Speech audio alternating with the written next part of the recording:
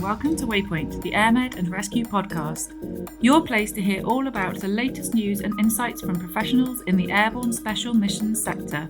My guest this week is Hans Erik, Head of Training for Atlantic Airways. He's going to tell us all about Atlantic helicopters, the company's search and rescue division, as well as chatting about investing in training solutions, safety, and operations in the freezing north. Hans Erik, thanks for joining us today. Right, Hans Erik, thanks very much for joining us on Waypoint today.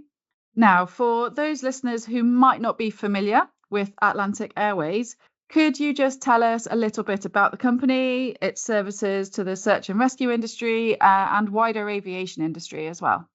Atlantic Airways is a airline company, number one, with 4 Airbus 320 aircrafts flying various places in Europe and also outside Europe now and then. And it was established in 1988. And later on in 1994, the Atlantic Airways took over the helicopter operation of the Faroe Islands, which was operated by another company at that time. And Atlantic Airways have ever since built up this helicopter operation till today to be a very functional and important part of the Faroe society as a rescue helicopter operator. And what about your role within the company?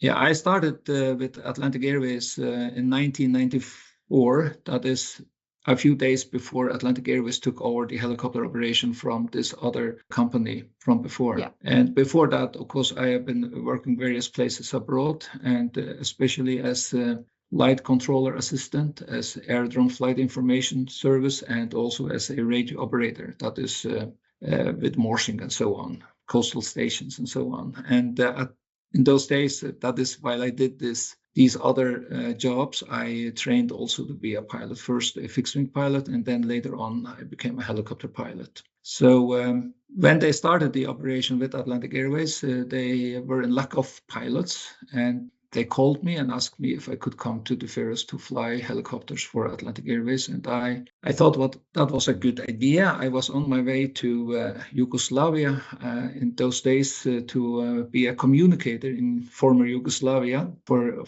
the forces, NATO forces that were there. And so I changed my mind and went to the Faroes to be this helicopter pilot instead. Wow. So, but by that point, you'd already changed from fixed wing to helicopter.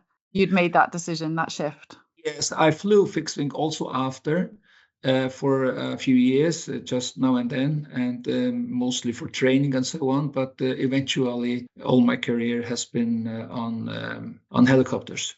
Wow. Now, that's quite a change of direction from working in former Yugoslavia to in communications to search and rescue in Faroe. Yeah, actually, I was on my way to Yugoslavia, and exactly at that point, the director of flight ops, who's also called Hans, called me and offered me the job with Atlantic Airways. So I went back to the Faroes to work instead. Maybe I made the right decision. I think so. I hope so, at least. Yeah. Oh, I think these things are all about timing, aren't they? It is, absolutely. Always.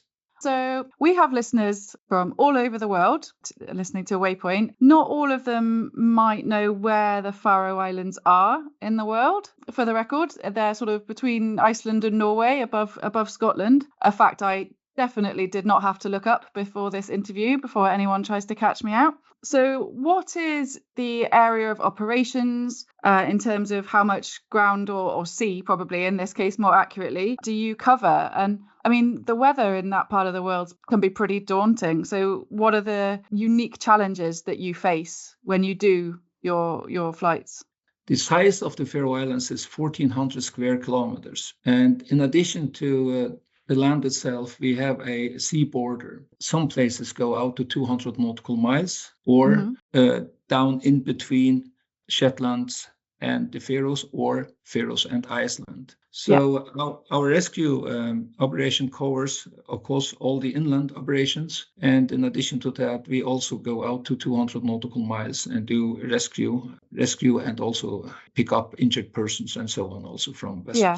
So how easy is it to make sure that you're covering all of that? Because what your aircraft are AW139s, am I right? Yeah, we started out in 2001 with the search and rescue part. For that purpose, we bought a fully SAR-equipped Bell 412. For those who are into these things, I can say that that was a 4-axis helicopter with a Doppler and everything. So it was really well equipped. I mean, considering those days. And later on, in 2008, Atlantic Airways actually bought one of the first AW139s, the so-called short nose. And later on, that was now in 2015-16, we decided to replace our helicopters with 2 new AW139s, fully search and rescue equipped, with similar equipment as the 412 had, just that everything is so much more modern today, and the function of all these entities is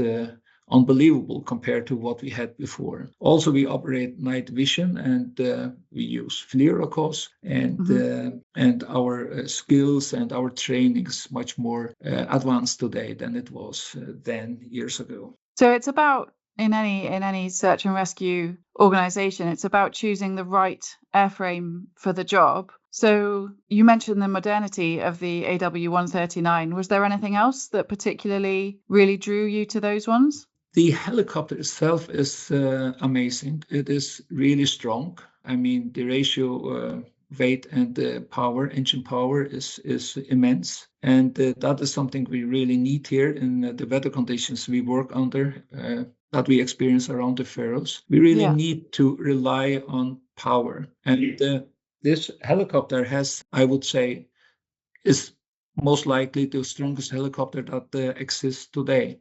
And also it is the fastest of all helicopters. So it has proven to be the absolute right choice. It is reliable, and it is a solid platform to operate from. There's no doubt about that. Actually, that we chose the AW139 because we believe that was the best helicopter on the market. You can say, okay, it's a medium-sized helicopter. Some people criticize us for this helicopter is too small, maybe. Actually, it has never been too small so far, and we have rescued a lot of people also far at sea. So onto number of rescues and reliability of the helicopter definitely comes into that. So Atlantic Helicopters has always got a helicopter with a crew on standby 24 hours a day, 365 days a year. But how frequently are you actually called to a rescue? Is it every day, every other day, 4 times a day? Yeah. That is correct. Our helicopter is a 24/7, 365 days. And what is to say is also that our helicopter serves a multi-purpose. We fly all flights that are needed in the area, that is here in the Faroes. We are the only operator, so we do all the link work there is. We do all the passenger flights there are, and we have a shuttle service between the most remote islands and villages of the Faroes. In addition to that, we also do the search and rescue.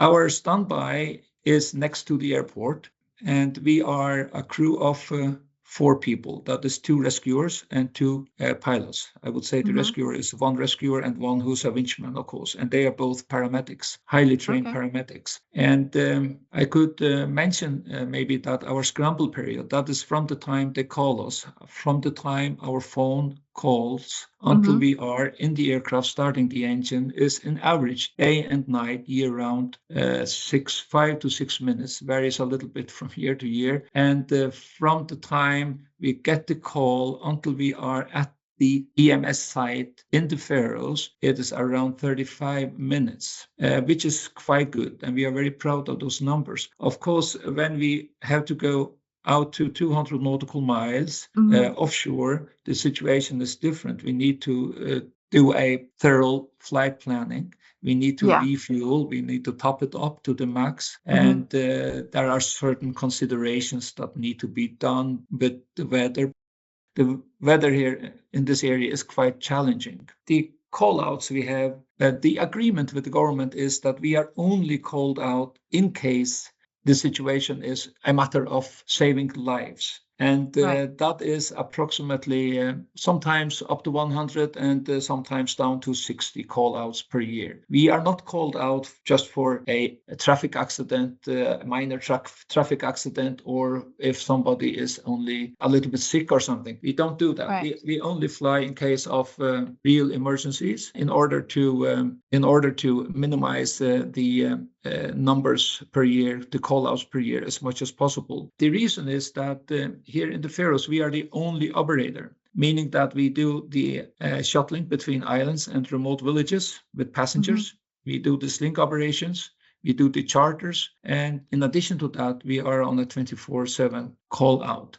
That is just the way it is. That is the way it has to be because our country is small and we consist of only 55,000 people. But still, we are very proud of our service. The service is excellent and the reliability is excellent. So you're not performing rescues every day. You've got a lot of other responsibilities as the helicopter operator, as you say. But keeping skills current is a challenge that you must face. As you say, you've got winchmen, paramedics, and they can be flying every day, but not necessarily practicing their skills every day. So are you making use of your simulators for them as well? Yeah, we do training with the helicopter, of course, night and day training, winch training and EMS training and all kinds of training, especially when I have younger crew members on board. We train a lot more.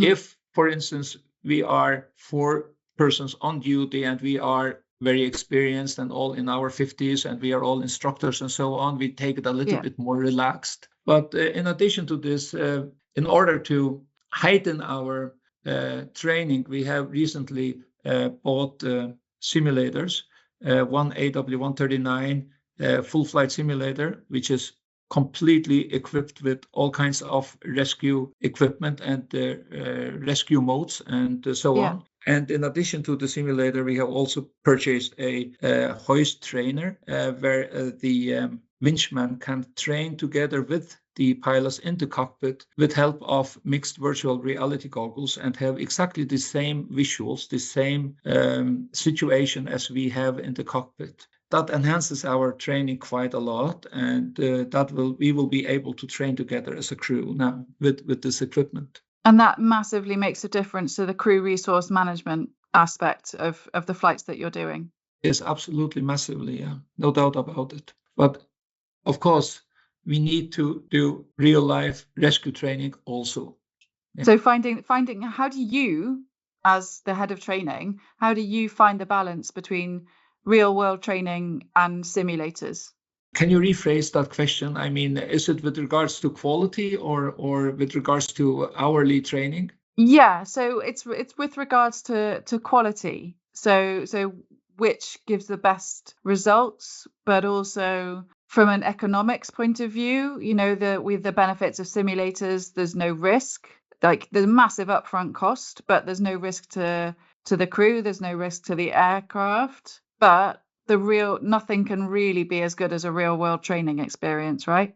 Actually, it can. Yeah. And the thing is, in the simulator, we are able to train so many things. And also in the hoist trainer, we can train so many situations, scenarios, and malfunctions and emergencies that you are never able to train in the real aircraft or in the real training scenario with a helicopter, because it's simply too dangerous. And therefore, it is partly forbidden and partly, how shall we say, not advisable to do. So those things we can train in the simulator. And therefore, the simulator heightens the quality of or increases or the quality of our training immensely. I am from those days where we only had the aircraft. We only could train in the aircraft itself. And actually it is so limited compared to how it is today, where we can go into a simulator and train all these scenarios that you could never, ever dream of in a real helicopter. And also with regards to the rescuers, you need to always consider how much danger are you putting these people into, or expose them to. You have to consider these things constantly, because at the end of the day, we all have to survive. We all have to come back intact. That is how it is. That's the goal. Yeah. Beautifully put. Thank you very much. I think that we've almost run out of time, but I do have a few questions for you that are sort of slightly more quick fire round, if you will. Now, you've worked all over the world. We've sort of briefly touched on your experiences, but of all the places that you've worked in the world, do you have a favorite? And if so, why? Why did you choose this one? I have been, I've been working, of course, in the Danish sector, British sector, offshore, Dutch sector, offshore. I have been flying in Greenland even. I lived in Greenland before also. I have been flying for a long time in the Middle East, out of Qatar offshore, out of Iran also offshore. All places were beautiful, beautiful, beautiful places in their own sense, and but very different. The Faroe Islands is totally different from all those places. Here we have harsh weather, harsh conditions, but we have this amazing, beautiful country, which cannot be seen anywhere else. But the most challenging job you can imagine is the job that we have here in the Faroes. Also, as I mentioned before, we have a large umbrella under which we work. We do the passengers, we do the charter, we do this link, and we also do the rescue. And that said, I would like to add that the company I work for here in the Faroes also really makes it worthwhile to work. They treat us beautifully, and it means a lot for the crew. It really means a lot for the crew. Oh, that's wonderful. I think you've covered every sort of environment from Iran to Greenland and everywhere in between. It's very extreme heat and extreme cold. Absolutely, yes. What's the best helicopter that you've ever flown? There's no doubt the best helicopter I have flown is the AW139, and I have flown several helicopter types, but there is no doubt that the AW139 has been the most advanced, the strongest, the fastest, and the most reliable. In the early days, I used to travel to the United States, down to Dallas, where they were designing this helicopter, and they frequently took me in for how shall we say, small interviews and asked me what I considered as a good future helicopter. And this AW139 is exactly what we dreamed of. The square cabin, the big square sliding doors, the strong, powerful helicopter, and the fast helicopter. It makes it a real good platform for all our multi-purposes. Fantastic. You've ended up kind of where you wanted to be then, if you were part of the design and development of the airframe to now be flying it. That's the dream. Yes, I was invited to have an opinion on that, and that was quite interesting, actually. Yeah, fantastic. Do you have one final question? Do you have a most memorable rescue that you've ever done in your career? What's going to stay with you? I have done so many rescues, and there have been other amazing rescues where I was not a part of it. I remember once I was called by the Danish Navy to do a medical transport for them because they had some they had some technical issues, and this Navy vessel was there trying to get us down on deck. There was so much fog, and I remember I came to this place and I took this young girl on board, and she had some hemorrhage in the brain, and she was in real bad conditions. And I remember when I took off that her mother came running up to the helicopter with all kinds of medicine from the ambulance, and the doctor shouted at me, "Just fly, fly, just fly, take off, fly." And I took off, and the mother was almost blown away. And I went to Tórshavn, to the main hospital, and there was fog. There was no chance to land there. And this was after work one day when I was off, and they called me, and there was one little tiny spot that I knew of. Just about Tórshavn, the capital Tórshavn, where usually there is no fog. So I tried to land there, and there was no fog in this little tiny spot, and I got the ambulance up there. I remember the head stewardess of Atlantic Airways called me a few days later and told me, there was a young girl with the airplane today. And she said that she had been very ill, and they had to drill a hole in her head, in order to get the blood out. And she had told her that if the helicopter hadn't come there exactly when it did, she would not sit there. She would have perished. And that is the one I remember the most. And also, I'm very grateful in a way to this head stewardess of Atlantic Airways that she called me and told me this, because I was really concerned about this young girl, because I felt so sorry for this mother, that she had to stay back. But I have also been out at burning vessels where we took 10 people out of a burning vessel, where this committee, this disaster or whatever they call it, this committee called me a few days later and told me that this same vessel that was burning actually exploded only 10 or 15 minutes after we took the last person on board. But there are so many others. But strangely enough, I remember most this incident, most likely because of her mother. Yeah. Amazing that you got to find out what happened as well. I guess there are a lot of rescues where you deliver a patient to hospital and you never actually hear the outcome. Quite often you wonder if they survived or not. Sometimes I hear it. Here the society is quite small. Sometimes I hear people talk about these people we have rescued. And sometimes I hear just sitting there at a birthday party or something, and they talk about this incident and they say, oh, now he is okay, now, and so on. So that is how small our society is, But I never interfere in the talk. I never say anything. I just sit there and listen. So you get it back somehow. Oh, that's nice. That's lovely. Well, Hans Erik, thank you so much for your time today. It's been really interesting talking to you, finding out more about the Faroe Islands and the role that Atlantic Airways and Atlantic Helicopters plays in keeping the islands connected. Yeah, thank you. Thank you so very much. Nice to talk to you. You too. And that's it for this episode of Waypoint.